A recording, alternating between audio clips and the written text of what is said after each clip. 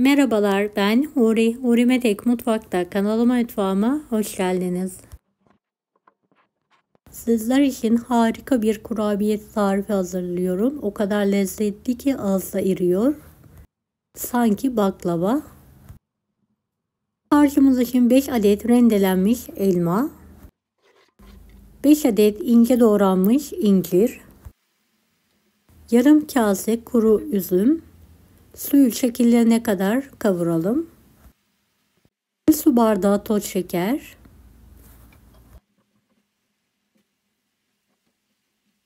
evet, elmanın ve şekerin suyu çekilene kadar yüksek ateşte kavuralım.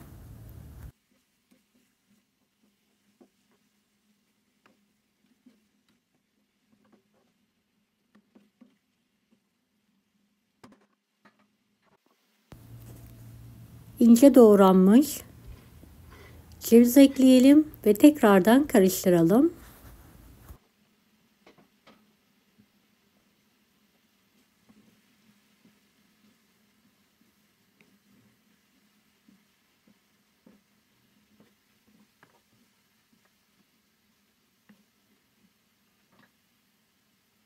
Bolca tarçın ekleyelim. Altını kapatarak soğumaya bırakalım.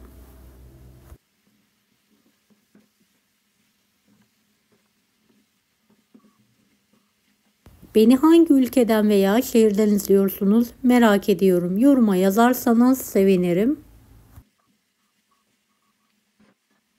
125 gram tereyağı, 1 su bardağı sıvı yağ, 1 su bardağı süt, 1 su bardağı toz şeker, 1 paket vanilya, 1 paket kabartma tozu. Tüm malzemeyi homojen olana kadar yoğuralım. 5-5,5 su bardağına yakın un kullandım. Unu azar azar ekleyerek yumuşak, ele yapışmayan bir hamur hazırlayalım.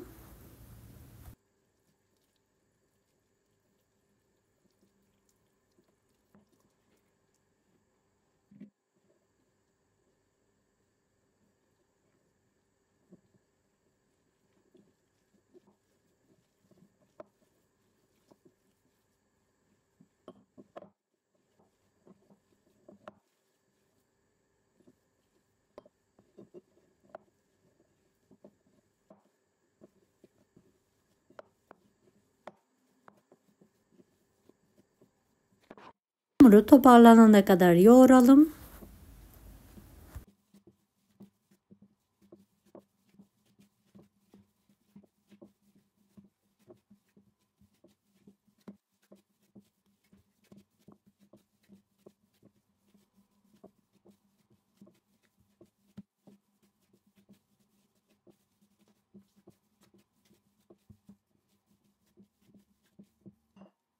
Böyle 5 dakika dinlendirelim.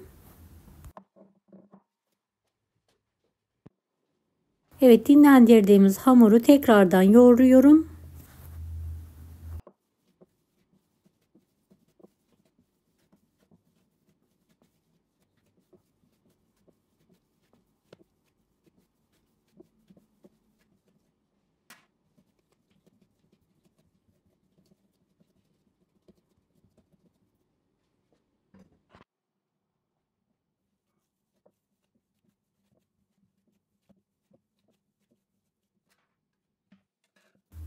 Bezelere ayıralım.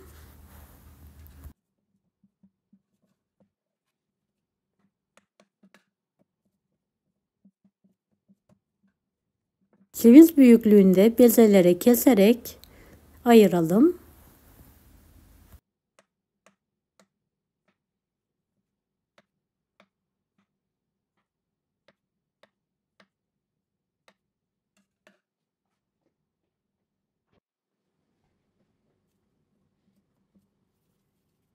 Evet, bezeleri yuvarlayalım. Hafif bir şekilde elimizle bastırarak açalım. Harcı koyalım ve kapatalım ve ay şekli verelim.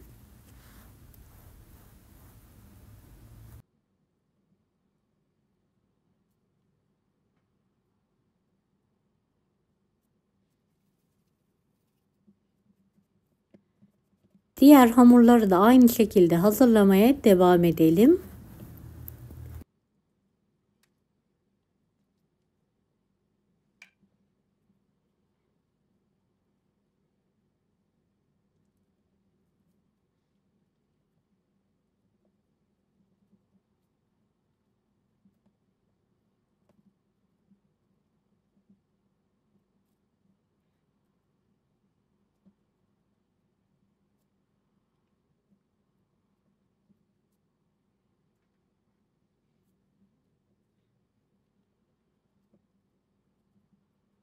Elmalı kurabiyeyi bu şekilde deneyin. Bol iç harçlı, muhteşem oluyor.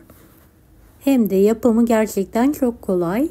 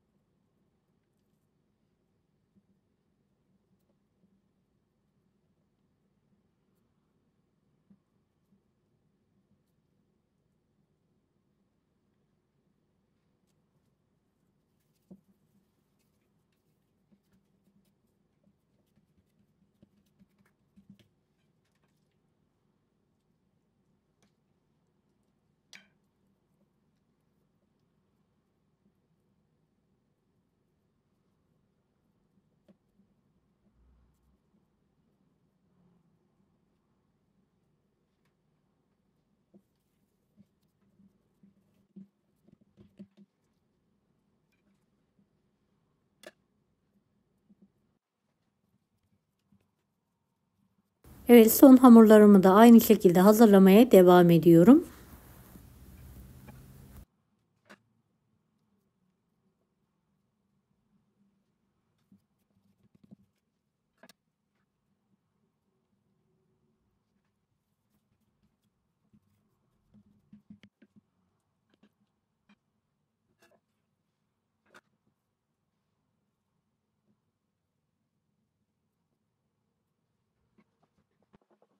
Evet, elmalı kurabiyelerin fırına girmeye hazır. 170 dereceli fırında fırında üzeri hafif bir şekilde pembeleşene kadar pişirmeye bırakalım.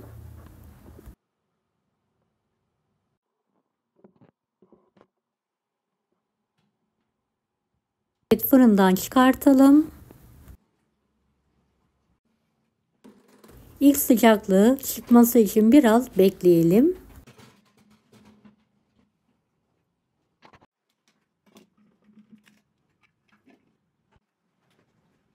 Pudra şekeri serpelim.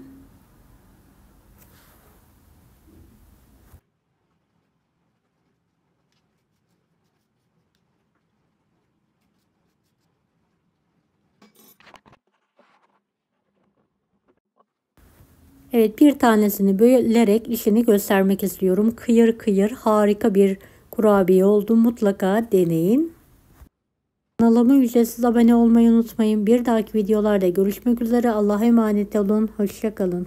Farklı tarifler için bunları da izlemeyi unutmayınız.